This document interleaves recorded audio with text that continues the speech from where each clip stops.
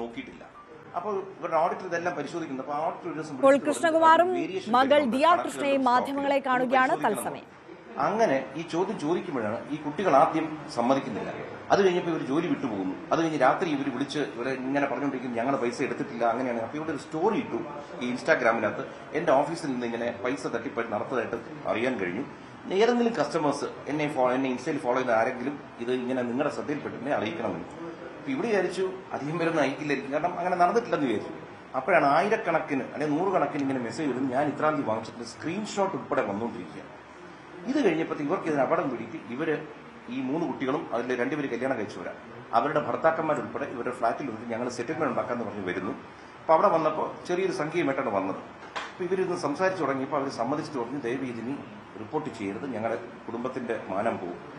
അപ്പൊ ഇവര് പൈസ തരാമെന്ന് പറഞ്ഞു. അപ്പൊ സ്വാഭാവികമായിട്ട് എന്നെയൊക്കെ വിളിച്ചു വരുത്തി. അപ്പൊ ഞങ്ങളെല്ലാം വന്നപ്പോഴത്തേക്ക് ഒരു ഫ്ളാറ്റിന്റെ താഴെ അസോസിയേഷന്റെ ഹാളിൽ നമ്മൾ ഇരിക്കുമ്പോൾ അവർ കുറച്ച് പറഞ്ഞു, ഷുമാർ ഇങ്ങനെ ഞങ്ങൾക്കൊരു അസൗകര്യമുണ്ട്, ഇവിടെ നിങ്ങൾ പോകണം. ഇതെല്ലാം അവിടുത്തെ ഫ്ളാറ്റിൽ CCTV ഉണ്ട്, പോലീസ് വന്ന് ഇതെല്ലാം എടുത്തിട്ടുണ്ട്. അത് കഴിഞ്ഞ് അവർ ഈ ഓഫീസിലേക്കാണ് വരുന്നത്. ഇവിടെ വന്നപ്പോഴത്തേക്ക് നമ്മൾ സംസാരം ഒന്ന് കടുപ്പിച്ചപ്പോഴത്തേക്കാണ് ഞങ്ങൾ ഇതിനിടയ്ക്ക് ബാങ്ക് വഴി അന്വേഷിച്ചപ്പോഴത്തേക്ക് 69 ലക്ഷം രൂപയാണ് ഇവർ QR കോഡ്, അതായത് ബാങ്ക് രേഖകളിലൂടെ ഇവർ തട്ടിയിരിക്കുന്നത്. അപ്പൊ ഇവര് കുറെ കഴിഞ്ഞ് ആദ്യം സമ്മതിച്ചില്ല, പിന്നീട് ഇവർ സമ്മതിച്ചു തുടങ്ങി. അപ്പൊ ഇവർ പറഞ്ഞു ഞങ്ങൾക്ക് കുറച്ച് സമയം തരണം. അപ്പൊ ഇതിനിടയ്ക്ക് ഇവിടെ ഒരു കുട്ടിയുടെ ഭർത്താവ് ഇവിടെ നിന്ന് പുറത്തുപോയി ഒരു 3 മണിക്കൂറിനകത്ത് തിരിച്ചു വരുന്നു. 8,82,000 രൂപ ക്യാഷ് ആയിട്ട് കൊണ്ടിരുന്നു. ഇതിന്റെ എല്ലാം തെളിവുണ്ട്, ഞങ്ങൾ എല്ലാവരും ക്യാമറയിൽ ഇത് മുഴുവൻ റെക്കോർഡ് ചെയ്തിട്ടുണ്ട്. ഇത് കിട്ടി പറഞ്ഞു ഞങ്ങളുടെ ഇനി പൈസ തരാം, പക്ഷെ ഞങ്ങൾക്ക് ഇപ്പോൾ ഉടനെ പറ്റില്ല, ഞങ്ങൾക്ക് സമയം തരണം, ഞങ്ങൾക്ക് ചെക്ക് തരാൻ പറ്റും. അങ്ങനെ ഒരു ഒത്തുതീർപ്പ് പോലെ ഇവര് ഇവിടെ നിന്ന് തിരിച്ചു പോകുന്നു. ഇത് ഉൾപ്പെടെ വീഡിയോയ്ക്കകത്തുണ്ട്. ഇത് കഴിഞ്ഞിട്ട് അന്ന് രാത്രിയോ അടുത്ത ദിവസം രാത്രിയോ മകളെ വിളിച്ചിട്ട് ഭീഷണിപ്പെടുത്തുന്നു, ഞങ്ങൾക്ക് ഇതിനകത്ത് ഒരു പൈസ തരാൻ, ഇനി ഞങ്ങളെ മേലിൽ വിളിക്കരുത്, വിളിച്ചാൽ അങ്ങനെ ചെയ്യും ഇങ്ങനെ ചെയ്യും. ഈ ഭീഷണി വന്നപ്പോൾ നമുക്ക് മനസ്സിലായി ഇതിനകത്തൊരു അപകടമുണ്ട്. അടുത്ത ദിവസം രാവിലെ ഞായറാഴ്ചയായിട്ടും ശ്രീ സ്റ്റുവർട്ട് ഗില്ലർ, ഇവിടുത്തെ അസിസ്റ്റന്റ് കമ്മീഷണറാണ്, അദ്ദേഹത്തിനെ പോയി കണ്ട് ഞങ്ങൾ പരാതി കൊടുക്കുന്നു, ഇങ്ങനെ ഒരു തട്ടിപ്പ് നടന്നിരിക്കുന്നു, അതിന് പുറമെ ഒരു ഭീഷണിയും നടന്നിരിക്കുന്നു. അപ്പൊ അദ്ദേഹം പറഞ്ഞു, ശരി നിങ്ങൾക്ക് ന്യൂസ് സ്റ്റേഷനോട്ട് ഈ പരാതി അയക്കുന്നു.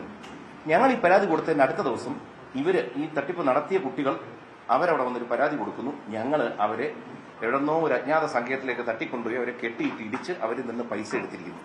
അപ്പൊ ഞങ്ങൾ സ്റ്റേഷനിൽ പോയി മൊഴി കൊടുത്തു. എല്ലാ ഡീറ്റെയിൽസും നമ്മുടെ ഇരിക്കുന്ന ഇലക്ട്രോണിക് വീഡിയോസ് മറ്റ് തെളിവുകളെല്ലാം ഞങ്ങൾ അവിടെ കൊടുത്തതിന് ശേഷം നമ്മൾ തിരിച്ചു വരുന്നു. പക്ഷെ ഇതിന് ശേഷം നമ്മൾ വേറെ കാര്യങ്ങളൊക്കെ അവർ പലപ്പോഴായിട്ട് മെസ്സേജൊക്കെ അയക്കുന്നുണ്ട് ഇതിൽ നിന്ന് പിന്മാറണം എന്നൊക്കെ. പക്ഷേ ഇന്നിപ്പോൾ ഞാൻ ചാനൽ വഴിയാണ് എന്നെ പലരും വിളിച്ചു പറയുന്നു, നിങ്ങൾക്കെതിരെ കേസ് ഇട്ടിട്ടുണ്ട്, നിങ്ങൾക്കെതിരെ ജാമ്യമില്ലാ വകുപ്പ് പ്രകാരം അറസ്റ്റ് വാറണ്ട് വരികയാണ്. ഇതിനിടയ്ക്ക് നമ്മളെന്ത് വെച്ചാൽ നമ്മൾ മുഖ്യമന്ത്രിയുടെ ഓഫീസിനെ സമീപിച്ച് ഞങ്ങൾ ഇതിന്റെ രേഖകളെല്ലാം അവിടെ കൊടുത്ത് മെയിലും അയച്ചിരിക്കുകയാണ്. അവിടെ നിന്ന് വളരെ പോസിറ്റീവായ മറുപടി ഞങ്ങൾക്ക് കിട്ടിയിട്ടുണ്ട്. ഞങ്ങളുടെ വിശ്വാസം മുഖ്യമന്ത്രിയുടെ ഓഫീസ് ഇതിൽ ഉചിതമായ നടപടിയെടുക്കും. ന്യായം ഞങ്ങൾക്കും ഞങ്ങളുടെ മക്കൾക്കും എന്റെ കുടുംബത്തിനും കിട്ടുന്നതാണ് ഞങ്ങളുടെ വിശ്വാസം. ഇതിനകത്ത് അടിസ്ഥാനപരമായിട്ടുള്ള കാര്യമുണ്ട്. എന്തെങ്കിലും അടിസ്ഥാനമുള്ള പോലീസിന് എഫ്ഐആറിടില്ലല്ലോ.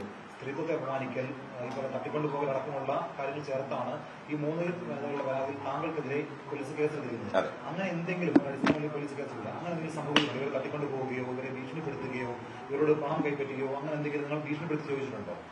ഇപ്പൊ ഇതിനകത്ത് വിഷയം എന്ന് വെച്ച് കഴിഞ്ഞാൽ ഇപ്പൊ നമ്മുടെ പൈസ പോയി എന്ന് പറയുന്നതിനും ഇവരിവിടെ വന്നതിനും പോയതിന്റെ എല്ലാത്തിന്റെയും ഡിജിറ്റൽ എവിഡൻസ് ഉണ്ട്, വീഡിയോ സഹിതമാണ്. അതായത് കുറ്റം ചെയ്തത്, ഫോർ എക്സാമ്പിൾ QR കോഡ് മാറ്റി പൈസ എടുക്കുന്നതിന്റെ വീഡിയോ ഉണ്ട്, കുറ്റം സമ്മതിക്കുന്നതിന്റെ വീഡിയോ ഉണ്ട്, ഇവരിവിടെ ഇരിക്കുന്ന വീഡിയോ ഉണ്ട്, യാത്ര ചെയ്ത് ഇവിടെ വരുന്നത്, ഇവിടെ നിന്ന് പോകുന്നതിന്റെ വീഡിയോ ഉണ്ട്. നമുക്ക് കൊടുക്കാവുന്ന മുഴുവൻ തെളിവുകൾ നമ്മൾ കൊടുത്തു. പോലീസ് ബാക്കിയൊന്ന് ശേഖരിച്ചു.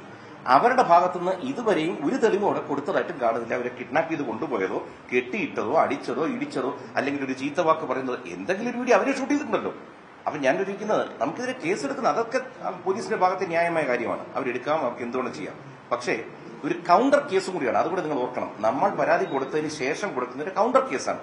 സാധാരണ കൗണ്ടർ കേസിനെ ഗൌരവത്തിൽ എടുക്കില്ല. അതുകൊണ്ട് ഇപ്പോഴും ഞാൻ പറയുന്നു, പോലീസ് കൃത്യമായി പ്രവർത്തിക്കും. കാരണം പോലീസിന്റെ ഭാഗത്ത് ഒരിക്കലും ഒരു തെറ്റ് ഞാൻ പറയാറില്ല. കാരണം യൂണിഫോം ഇട്ടവരെ എപ്പോഴും മാനിച്ചോണം, കാരണം അതൊരു സേനയാണ്.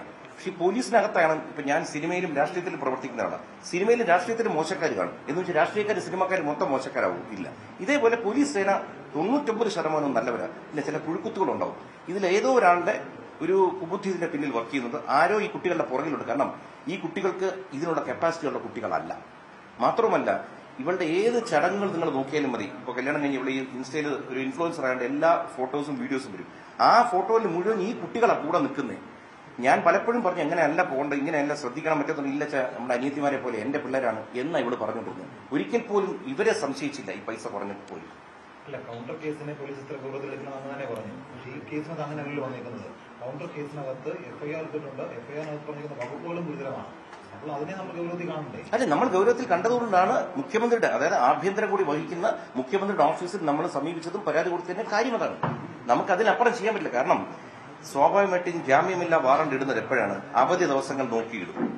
അതേപോലെ കരുതിക്കൂട്ടി തന്നെയാണ് ഇത് ഇട്ടിരിക്കുന്നത്. അല്ല, സ്വാഭാവികമായിട്ടും ആ സ്റ്റേഷന്റെ ചാർജ് എന്ന് പറയുന്നത് അവിടുത്തെ സി എ ആണ്. സി എ നിങ്ങൾക്ക് എല്ലാവർക്കും അറിയാം, വിമൽ ഇബ്രാഹിം, എന്താ അദ്ദേഹത്തിന്റെ പേര്, അങ്ങനെ വിമൽ, അദ്ദേഹമാണ്. അപ്പൊ വിമൽ ഗബ്രിയൽ എന്നതാണ്. അപ്പൊ അദ്ദേഹം ആയിരിക്കാം.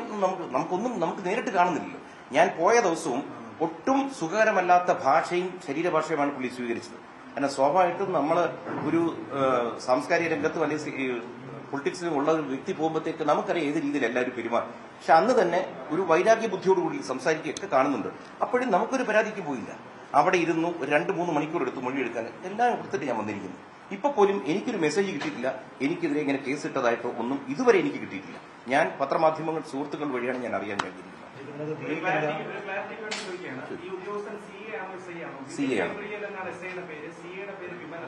വിമൽ, സോറി, വിമൽ എന്നൊരു മനുഷ്യൻ. ആരാണ് അദ്ദേഹം? അതെ, കുറച്ച് ഉയരം കൂടിയ മനുഷ്യനാണ്. C A.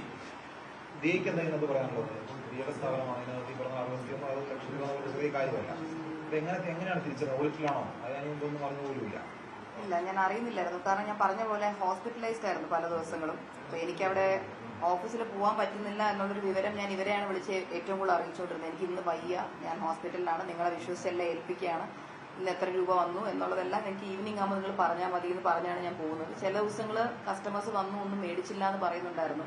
അപ്പോൾ വയ്യാതിരുന്നത് കൊണ്ട് തന്നെ CCTV ഒന്നും ചെക്ക് ചെയ്യാൻ പറ്റുന്നൊരു സിറ്റുവേഷനിലും ആയിരുന്നില്ല ഞാൻ. പിന്നെ അശ്വിന് പറ്റുമ്പോഴൊക്കെ അശ്വിൻ പോകുന്നുണ്ടായിരുന്നു. പക്ഷെ അല്ലാത്തപ്പോൾ അയാൾക്കും അയാളുടെ ജോലിയും കാര്യങ്ങളും തിരക്കുമായിരുന്നു.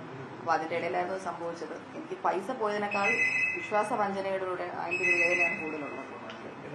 പോലീസ് എന്തെങ്കിലും സംസാരിക്കുകയോ അല്ലെങ്കിൽ പോലീസിനോട് പറയുകയോ പോലീസ് ചെയ്തിട്ടുണ്ടോ? ഞാൻ പേഴ്സണലി പോലീസ് സ്റ്റേഷനിൽ പോയിട്ടില്ല. എനിക്ക് വയ്യായിരുന്നു, പോയി. ഇതിനുശേഷം ഈ പറഞ്ഞ 3 വനിതകളിൽ ആരെങ്കിലും പേഴ്സണലി സംസാരിക്കുകയോ ചെയ്തിട്ടുണ്ടോ? ഇല്ല, ലാസ്റ്റ് ആ ത്രെട്ടൻ ചെയ്യുന്ന പോലെ ഒരാളുടെ ഹസ്ബൻഡ് എന്നെ വിളിച്ച് സംസാരിച്ചു. 31-ാം തീയതി എന്നെ വിളിച്ച് സംസാരിച്ചു രാത്രി. അതിനുശേഷം എന്നെ ആരും വിളിച്ചിട്ടില്ല. എന്നെ വിളിച്ച് പറഞ്ഞ കാര്യം എന്ന് വെച്ച് കഴിഞ്ഞാൽ നമ്മളിത് കേസ് കൊടുത്തു എന്നെന്തോ അറിഞ്ഞു എന്ന് പറഞ്ഞു. അപ്പൊ ഞാൻ പറഞ്ഞു നടപടി നമ്മൾ അതായത് BJP നേതാവും നടൻ കൃഷ്ണകുമാറും മകൾ ദിയ കൃഷ്ണയുമാണ് മാധ്യമങ്ങളെ കണ്ടുകൊണ്ടിരിക്കുന്നത്. ദിയ കൃഷ്ണയുടെ സ്ഥാപനത്തിലെ ജീവനക്കാരെ തട്ടിക്കൊണ്ടുപോയി പണം തട്ടിയെന്ന പരാതിയിൽ പ്രതികരിക്കുകയാണ് ഇരുവരും ഇപ്പോൾ. എന്നാൽ തങ്ങളുടെ 69 ലക്ഷം രൂപ സ്ഥാപനത്തിൽ നിന്ന് ഈ ജീവനക്കാർ തട്ടിയെടുത്തു എന്നുള്ളതാണ് കൃഷ്ണകുമാറിന്റെ വാദം. അവർ ഇത്തരത്തിലൊരു പരാതിയും പോലീസിൽ നൽകിയിട്ടുണ്ട്, മുഖ്യമന്ത്രിക്കടക്കം പരാതി നൽകിയിട്ടുണ്ട് എന്നുള്ളതാണ് വിശദീകരിച്ചുകൊണ്ടിരിക്കുന്നത്.